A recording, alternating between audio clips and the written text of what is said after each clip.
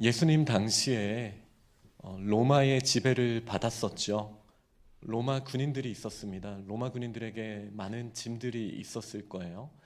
이 로마인들이 이동하다가 자기가 너무 힘들면 이럴 수 있는 권한이 있었다라고 합니다. 한 사람을 불러다가 1마일 정도는 그 사람에게 짐을 대신 지게 하고 들어주게 할 수 있는 그런 힘이 있었다라고 합니다.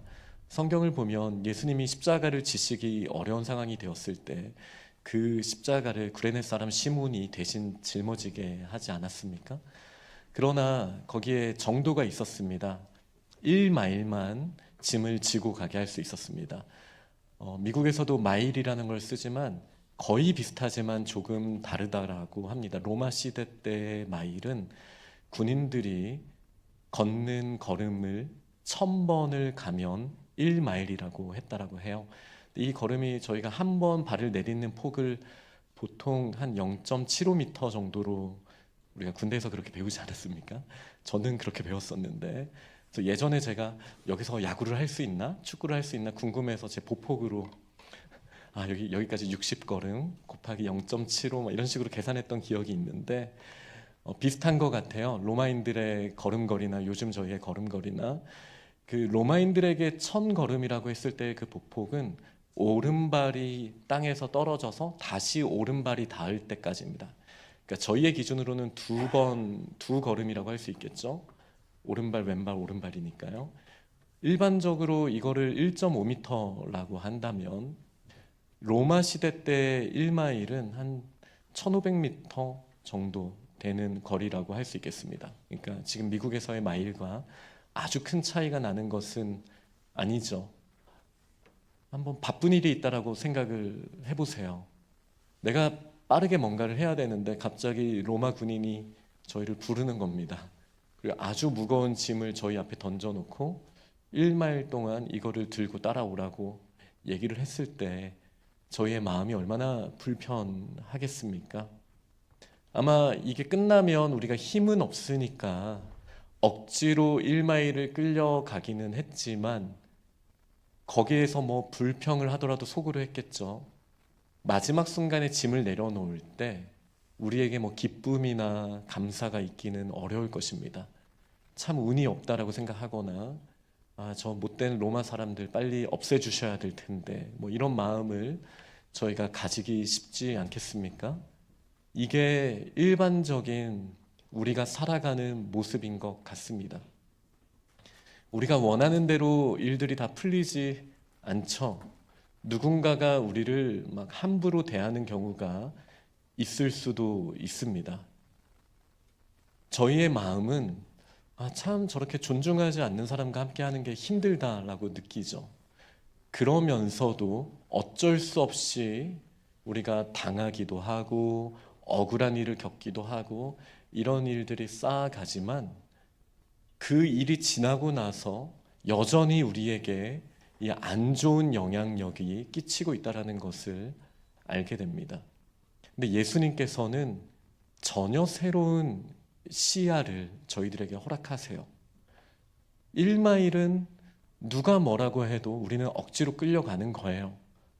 아무리 내 마음속에는 저 로마 군인 불쌍하다 이런 마음을 갖기도 힘들겠지만 그래 어쩔 수 없이 하는 거 내가 그냥 재밌게 기쁘게 해봐야지 라는 마음을 혹 가지고 있다 하더라도 누가 보더라도 그 1마일은 억지로 끌려가는 모습일 거예요.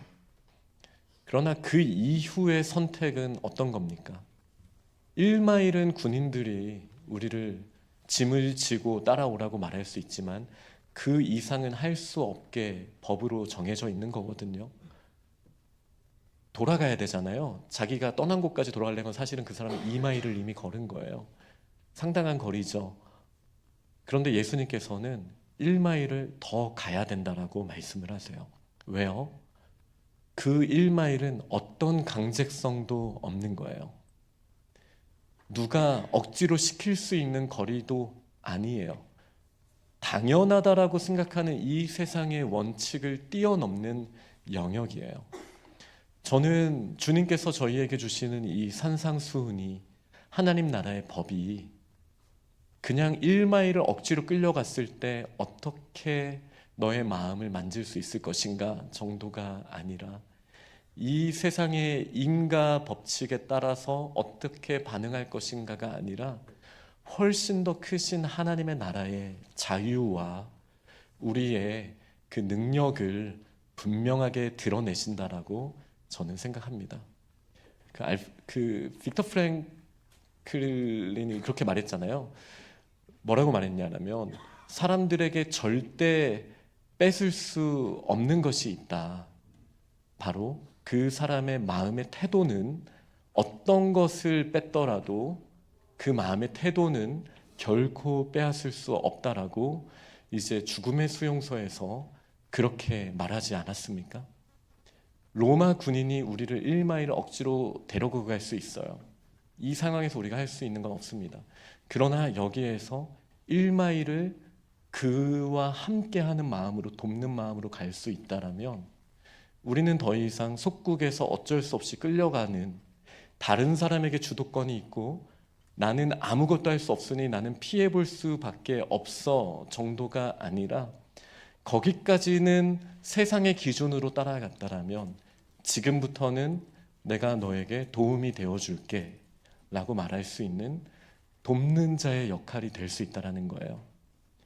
오히려 그 상대가 나에게 의존할 수 있는 참 자유를 누리게 하시겠다라는 게 저는 오늘 하나님이 주신 말씀의 핵심이라고 생각합니다. 내가 용서할 수 없는 사람들이 많지요. 누군가의 관계 안에서 우리는 계속 상처받고 그 상처가 쌓여가고 있습니다. 이 인과관계를 어떻게 풀 수 있나요?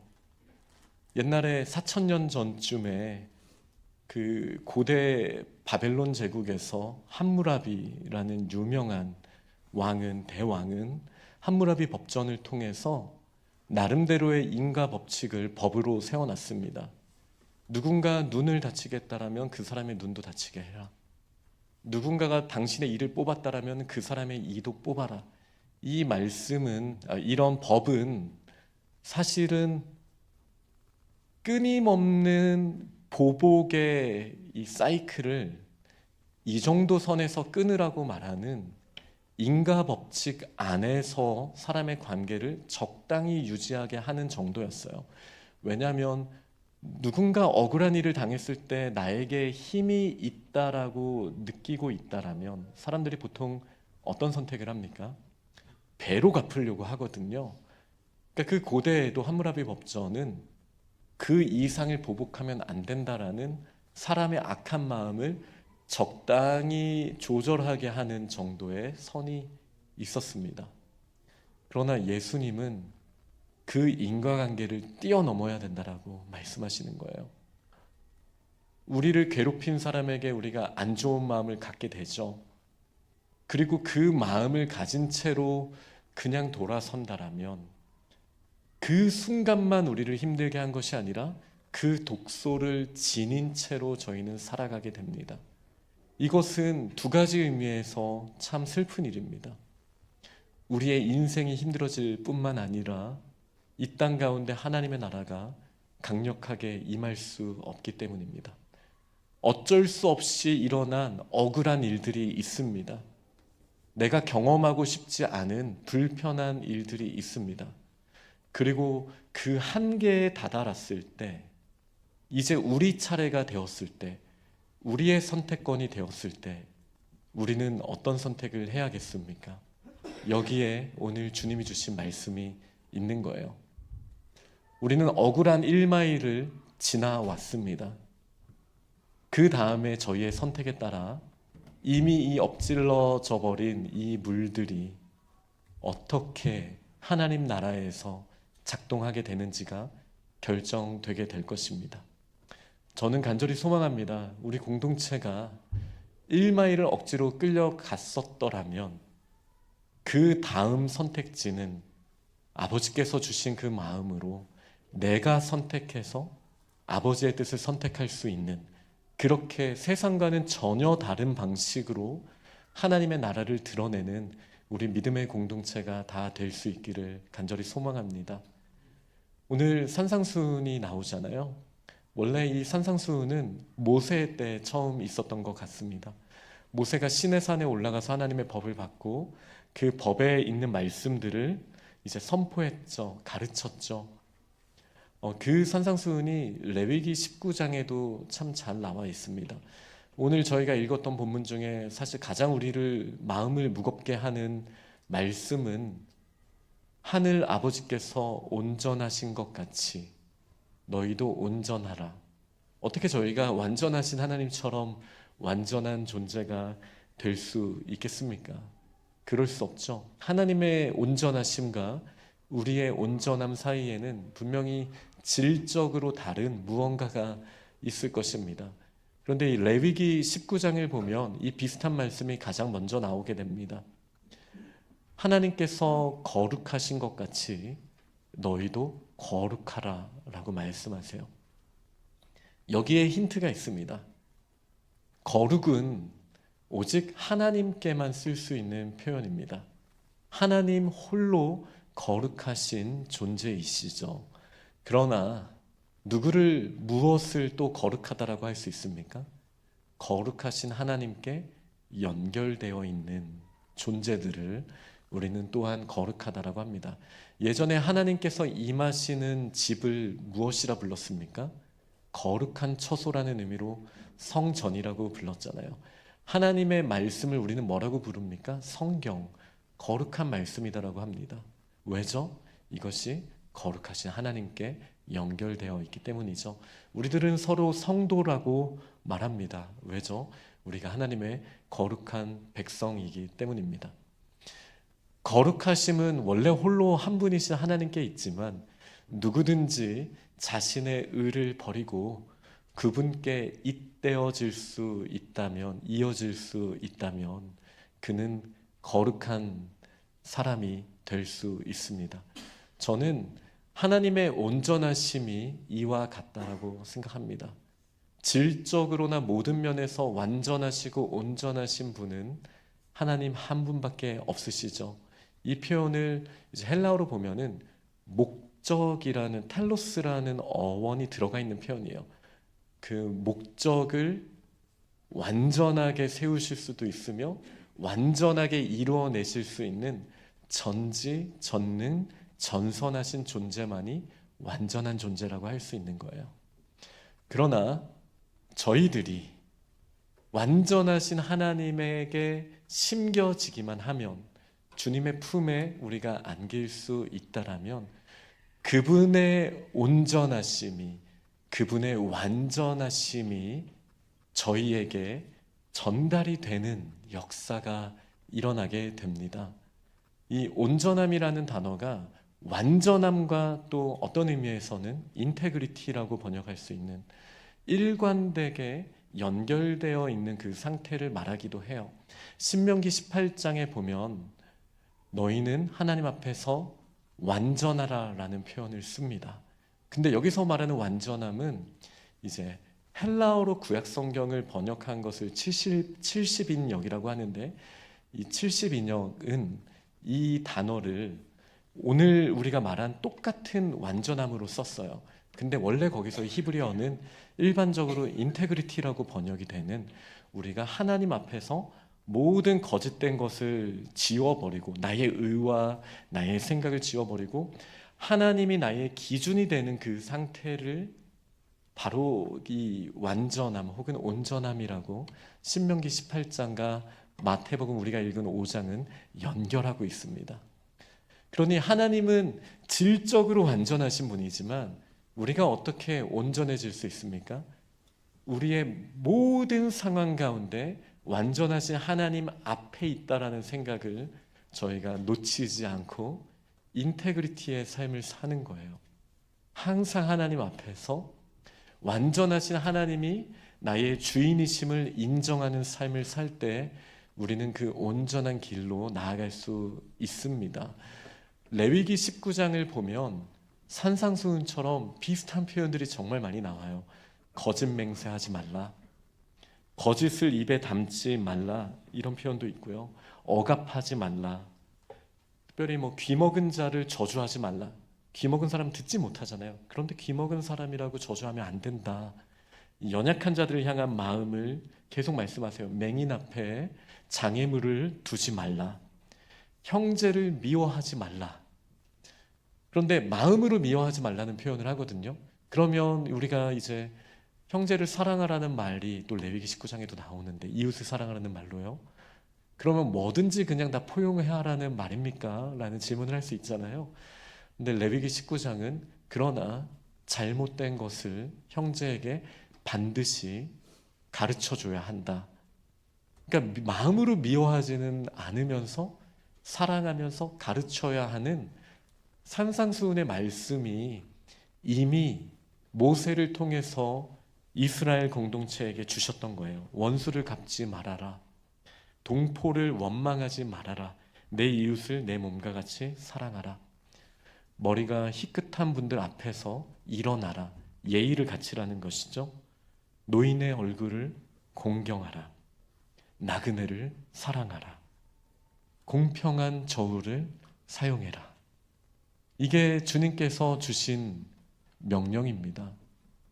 그리고 이 명령과 함께 주신 말씀이 내가 거룩하니 너희도 거룩해라.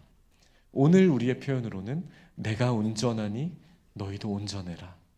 이 세상을 세상의 인과관계의 원리로만 볼 것이 아니라 저희가 나의 수많은 생각들이 있지만 그 기준들을 내려놓고 아버지 하나님의 기준이 나의 삶의 표준이 되는 그 결단을 한다면 우리의 일상 속에서 아주 작은 일 하나하나가 하나님께 영광 돌리는 그 일이 되는 줄 믿습니다.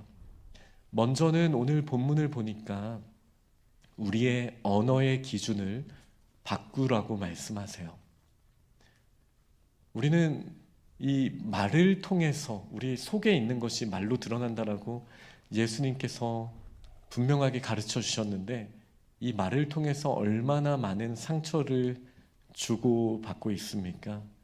그러나 우리의 이 말의 기준이 우리 하나님이 되어야 합니다. 이것이 우리가 온전하신 하나님을 닮아가는 유일한 방법입니다. 신명기 18장을 보면 너희가 하나님 앞에서 완전하라 라는 말씀을 하시면서 대비되는 말씀이 너희가 그 땅에 갈 그 백성들은 길흉을 이야기하는 사람들의 목소리에 귀 기울이고 있다. 그리고 또 점치는 자의 목소리에 귀 기울이고 있다. 그렇게 하면 안 된다라고 말씀을 하시는 거예요. 너희가 완전해지려면 어떻게 해야 되냐면 모세와 같은 한 선지자를 세우실 것인데 그 선지자의 말을 들어야 된다라고 하셨어요. 이 모세와 같은 한 선지자가 예수님이시잖아요. 이때 약속하신 분이 예수님이시거든요. 우리가 어떻게 말해야 됩니까?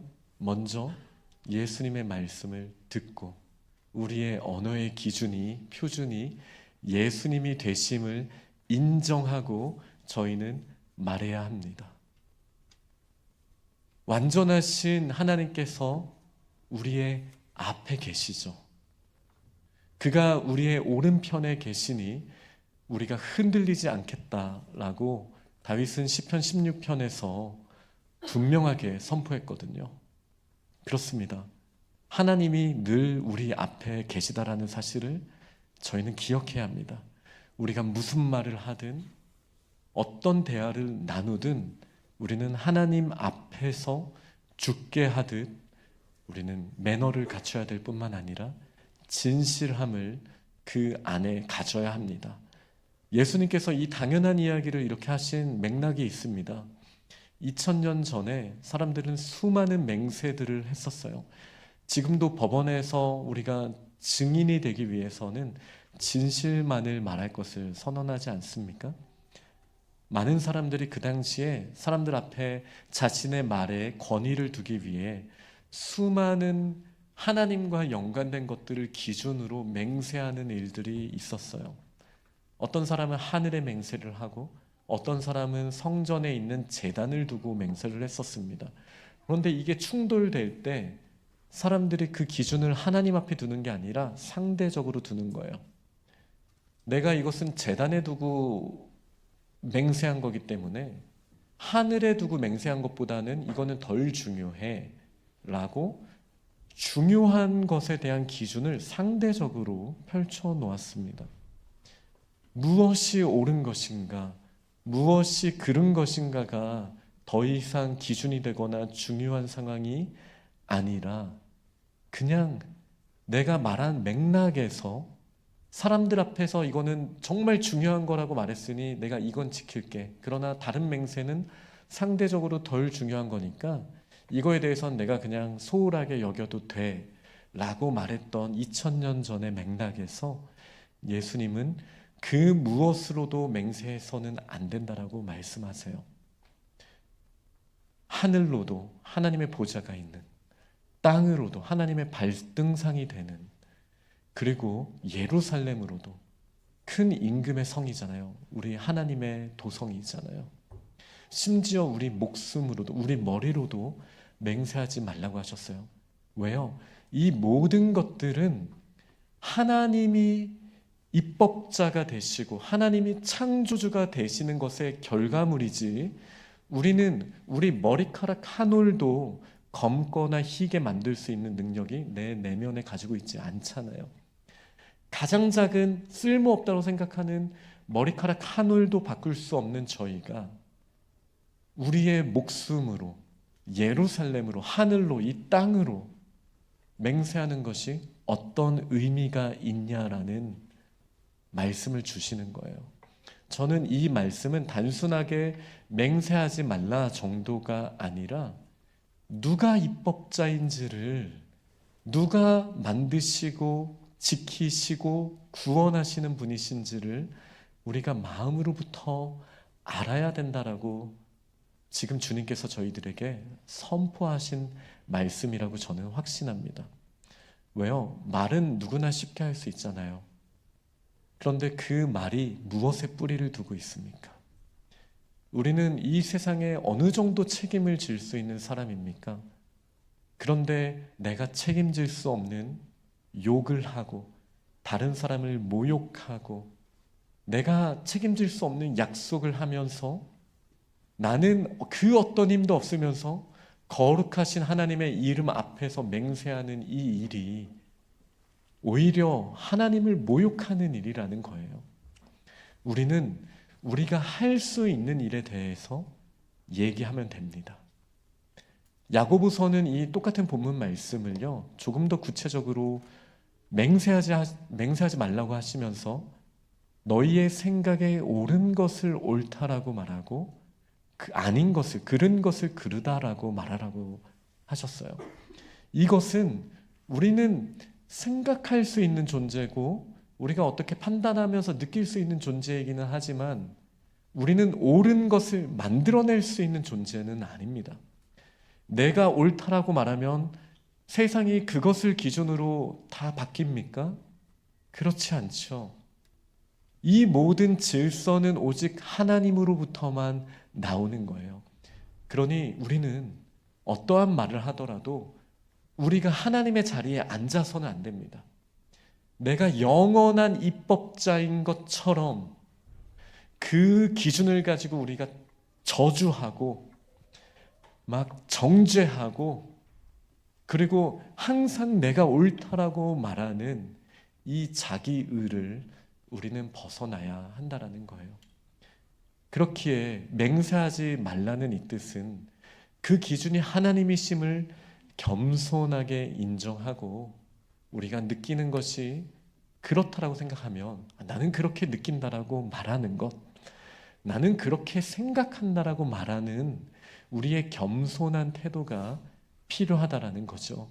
그러면서도 우리는 하나님께 뿌리 내린 자들이기 때문에 하나님이 말씀하시는 진리에 대해서는 우리는 더 담대하게 선포해야 합니다. 그러나 이 하나님이 말씀하신 진리를 나의 틀 안에 묶어놔서는 안 됩니다.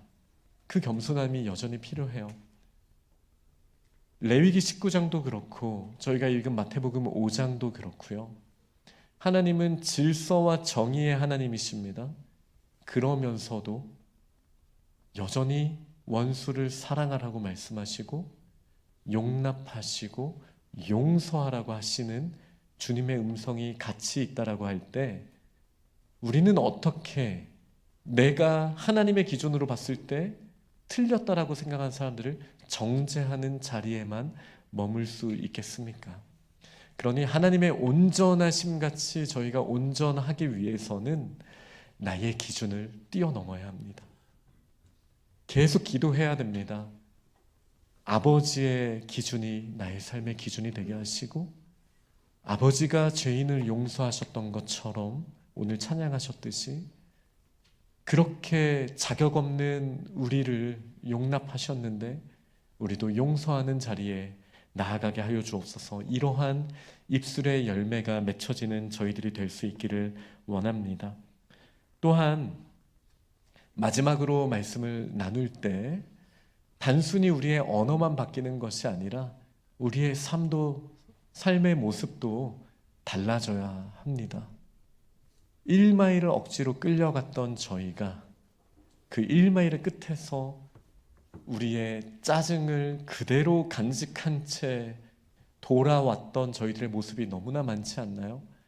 우리들에게 말로 상처를 주고 또 여러 가지 경제적으로 신체적으로 우리를 힘들게 했던 그렇게 느꼈던 경험들이 저희는 많습니다. 누구나 그렇게 경험합니다. 그러나 반대로 생각해 보면 우리가 그렇게 상처를 주고 또 우리 때문에 아파했던 사람들도 많았다라는 사실을 기억해야 합니다. 오늘 본문을 보면요, 누구든 너희에게 옷을 달라고 하면 겉옷까지 주라고 말씀을 하세요. 그런데 저희가 보통 놓치고 있는 면이 있습니다. 그 사람이 우리를 고발하는 거예요. 저희 때문에 손해받았다라고 그 사람은 상처받은 사람인 거예요. 그래서 우리를 고발해서 경제적으로라도 내가 이 정의를 이루어 가야겠다라고 말하는 거예요. 근데 우리의 입장에서는 또 우리의 억울함이 있잖아요. 억지로 1마일을 그와 함께 걸어가는 모습이에요. 근데 예수님은 뭐라고 말하시냐면 그 사람이 억울하고 상처받은 마음으로 우리에게 1마일을 요구하는 것이 옷을 달라라고 법적으로 요구한 거라면 그냥 옷만 주지 말고 겉옷까지도 주라고 말씀하시는 거죠.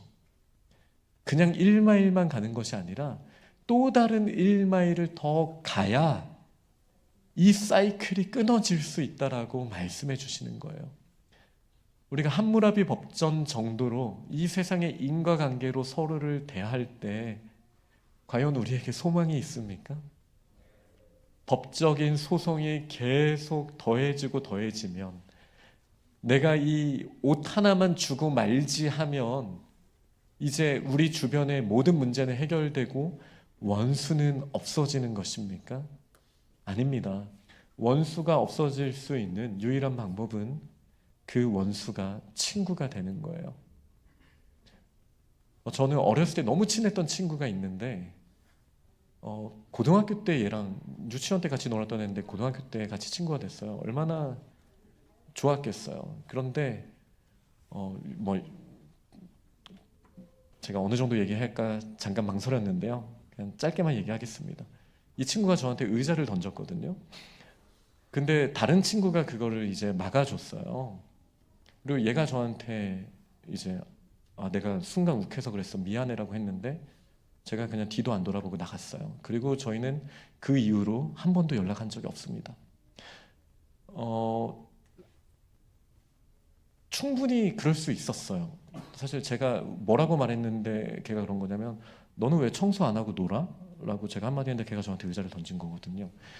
저는 이해가 안 됐었어요. 내가 그렇게 이상한 말을 한 건가? 그러나 그 친구가 깨닫고 저한테 잘못했다라고 말했을 때 제가 만약에 어떤 방법으로도 풀기 위해서 마음을 열었다라면 저는 그 친구를 계속 가질 수 있었겠죠. 뭐 여러 가지 맥락들이 있었겠지만 제가 지금 드리고 싶은 말씀은 원수가 죽는다라고 하더라도 그 원수에 대한 우리의 느낌은 저희의 마음속에 살아있잖아요. 그러니까 원수를 없앨 수 있는 유일한 방법은요, 친구가 되는 거예요. 친구가 되는 거예요. 예수님은 지금 그 방법을 말씀해 주시는 거예요. 우리는 다 너무 좁은 시야를 가지고 살아요. 모두가 자기가 옳다라고 주장하는 세상에 살아요. 근데 돌아보면, 제가 너무 제 입장에서 말했겠지만, 그 친구한테 쌓여있는 저에 대한 억울하고 분노가 쌓여있는 모습들이 왜 없었겠어요? 제가 모르는 뭔가가 있겠죠. 각자의 기준으로 우리는 그렇게 서로를 미워하는 인지가 계속 쌓여갑니다. 그 가운데 서로에게 일마이를 강요하고, 또 다른 본문에 따르면, 이 본문 오늘 내용에 따르면 고발하고 오른뺨을 때리고 막 이런 모습들이 반복될 때, 눈에는 눈, 이에는 이, 제가 나한테 못되게 말했으니까 나도 쟤를 용서해 주지 않을 거야, 딱 그 1마일만 딱 가고 먼지를 떨어버리고 그냥 뒤돌기만 하면 우리의 마음속에 이 문제가 사라지는 겁니까? 그렇지 않다라고 주님께서 말씀해 주시는 거예요. 우리는 거기 너머를 가야 돼요. 어렵죠. 그런데 그렇게 하신 분이 있잖아요. 예수님. 예수님은 우리에게 인과관계로 요청하시는 게 아니라 우리가 받을 수 없는, 자격 없는 저희에게 넘치도록 십자가에서의 사랑을 쏟아 부어 주셨잖아요. 예수님은 1마일 정도를 더 가신 게 아니시죠. 우리에게 그 초청을 하고 있으신 거예요. 오른뺨을 때린 게 너무 충격적이시죠. 그러나 우리가 곰곰이 생각해 보면 세상에 이런 일은 많아요. 상대방이 기분이 너무 나빠요. 그런데 차마 왼뺨을 치지는 못해요. 왜? 대부분 오른손잡이잖아요. 오른뺨을 때리려면 좀 비정상적인 동작인 거예요. 이렇게 때리거나 이렇게 때리는 거예요. 기분이 나빠요. 그런데 정말 세게 보복하기에는 끊이지 않으니까 그 사람도 나름대로는 자기 기분 나쁜 거를, 사실 오른뺨을 맞으면 육체가 아프다기보다 영혼이 아프겠죠. 우리는 그런 식으로 서로 대화를 한다고요.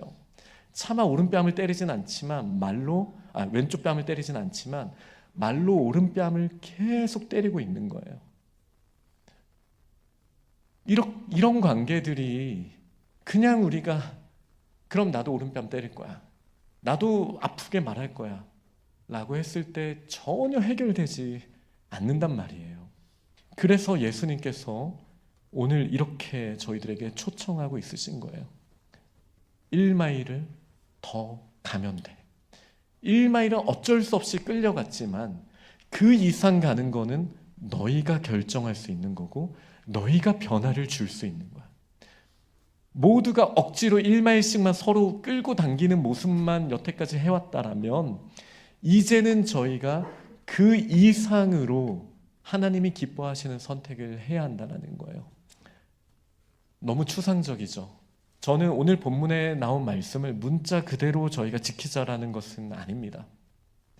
예를 들어 너에게 돈을 빌리고자 하는 자가 있다면 거절하지 말라. 거절하셔야 돼요. 네, 막 돈 빌려달라고 하면 거절하시는 게 맞아요. 그러나 이 정신을 저희가 기억해야 돼요. 이 맥락에서는 당장 너무 손님이 왔는데 급한데 예상치 못한 일이 일어났는데 어쩔 수 없는 사람에게 하시는 고대의 맥락이 있거든요. 우리는 딱 1마일, 저 사람에게 이 정도만, 그거 말고 내가 할 수 있는 선에서 그 사람을 진짜 도와줄 수 있는 방법이 뭘까? 지금 자본주의 시대를 살고 있는 저희가 돈을 빌려달라고 하는데 그냥 빌려주는 거는 망치는 일일 가능성이 크죠. 이 돈을 관리할 수 있도록 도와줄 수 있는 방법들을 우리가 찾는 게 진정으로 꾸어주는 것과 마찬가지일 거예요. 문자 그대로 이 모든 것을 지킬 수는 없지만 정말 온전하신 주님의 말씀 그대로 우리가 결단하기 위해서 어떤 모습이 있어야 합니까? 저는 이 말씀을 오늘 마치려고 합니다. 원수를 미워하라고 했다라는 사실을 너희가 들었지만 너희는 원수를 사랑해야 한다라고 말씀을 하세요. 사랑한다라는 말도 굉장히 추상적이죠. 그리고 그 이후에 구체적인 두 동사가 나오는데요. 하나는 너희를 박해하는 자를 위하여 기도하라. 두 번째는 형제들에게만 무난하는 건 누구나 할 수 있는 거다. 이 말은 다시 말해서 원수들에게도 인사하라는 거예요. 저는 이 두 가지가 저희들이 1마일을 더 갈 수 있는 변화를 일으키는 시작이라고 생각합니다. 하나님은 원수랑 결혼하라고 말씀하신 거 아니에요. 원수를 가족처럼 어떻게든 그 사람을 책임지라고까지 그 정도 무게로 지금 저희에게 말씀하신 건 아니에요. 그래도 원수를 위해 기도는 해야 된다라는 거예요. 하나님이 그를 회복시켜 주시고 그가 이제 모든 오해와 이런 것을 털어버리고 아니면 악독한 것까지도 털어버리고 이제는 친구가 될 수 있도록 나는 할 수 없더라도 하나님께서 역사해 주세요. 이렇게 하면 적어도 저희 마음에서는 그가 원수에서 친구가 되는 과정 가운데 하나님께 맡겨드린 것이니 우리에게 변화의 여지가 있게 되는 거예요. 원수를 위해 기도하는 것 어려운 것 압니다. 그러나 다른 것보다는 쉽잖아요. 지금 이 말씀을 통해서 저희에게 주신 말씀은 다른 어려운 많은 일들을 그들을 위하여 뭐 집을 팔고 뭐 돈을 주고 이런 게 아니라 그들을 위하여 기도하라는 거예요. 세상을 보면 원수들이 너무 많죠. 정치적으로나 아니면 외교적으로나 전쟁이 일어나고 수많은 원수들이 있죠. 점점 더 우리는 과격해질 거예요. 분열이 될 거예요. 그러나 원수를 위해 우리가 큰 일을 할 수 없더라도 원수를 위해 기도하라고 하신 말씀을 우리는 기억해야 됩니다. 그들을 우리의 입술을 통하여 저주할 것이 아니라 우리는 기도해야 합니다. 원수가 친구가 되게 해달라고, 제가 1마일을 더 같이 갈 수 있는, 어쩔 수 없이 끌려가는 것 이상을 할 수 있는 믿음을 달라고 저희는 기도해야 합니다. 그러면서 우리가 할 수 있는 것은 무엇입니까? 인사입니다. 그에게 다가가서 따뜻한 미소를 먼저 지어줄 수 있고, 잘 지내? 밥은 먹고 다녀? 라는 한마디 하는 것부터 우리는 시작해야 돼요. 친구들한테 그런 말 누가 못해요. 그러나 나와 불편한 사람에게 그러라고 하시는 거예요. 다른 어떤 명령보다 저는 이 두 가지가 원수를 사랑하라고 하신 말씀의 가장 기초가 된다라고 생각합니다. 저희가 억울한 일 많잖아요. 1마일 바쁜데 내가 가야 되는 반대 방향으로 1마일을 무거운 짐을 끌고 오라고 하면 얼마나 우리 마음이 낙담하고 하루가 망쳐지게 되겠습니까? 그러나 예상치 못한 그런 상황 가운데 사람의 인과관계를 뛰어넘어서 하나님의 악인에게도 햇빛을 주시고 비를 내려주시는 하나님의 기준이 나의 기준이 된 사람이 그 일을 경험할 수 있다라면, 원수가 될 수 있었던 관계가 친구가 되는, 사자들이 어린 양과 뛰어노는 하나님의 나라의 역사가 일어나게 되지 않겠습니까? 광야가 메마른 땅이 계속되어 있는 곳은 그 가운데 서로 마음이 강팍해지기 때문이에요. C.S. 루이스가 이런 말을 했거든요. 우리가 용서하거나 사랑하려면 많은 에너지가 든다. 그거 쉽지 않다. 그러나 그것을 선택 안 했을 때에는 우리의 마음이 돌처럼 단단해지는, 강팍해지는 일들이 일어나게 될 것이다. 이런 말을 한 적이 있어요. 왜 계속 광야가 메마른 상태입니까? 1마일에서 멈추기 때문이에요. 모두가. 그러나 우리 하나님의 사람들은 거기에서 부드러운 마음으로 이제 내가 선택해서 나에게 선택권이 주어졌을 때, 억지로 1마일이 끌려간 것처럼 모두가 보여졌지만 거기에서 다른 사람이 세상의 기준으로는 예상도 할 수 없었던, 내가 아버지의 마음으로 1마일을 더 도와줄게 라고 말하는 그 선택을 통해 메마른 땅에 생명수가 솟아나게 될 줄 믿습니다. 네, 원수를 다 지워버립시다. 친구를 만들어서요. 친구로 만들어서요. 이 일 어렵겠죠. 기도합시다. 그리고 인사합시다. 그리고 이 말 하면 또 갑자기 가서 인사하면 저 사람이 나를 원수로 생각했구나. 또 그러자라는 건 아니잖아요. 저희가 지혜롭게 우리 모두 형제에게도 당연히 인사하는 거고요. 그냥 인사 안 하는 것 자체가 우리가 너무 마음이 딱딱해진 거라는 거잖아요. 여기서 말하는 인사가 그냥 만나는 거일 수도 있지만 문자라도 한 번씩 보내며 관심을 가지고 이런 따뜻함이 저희들에게 있기를 간절히 축원합니다.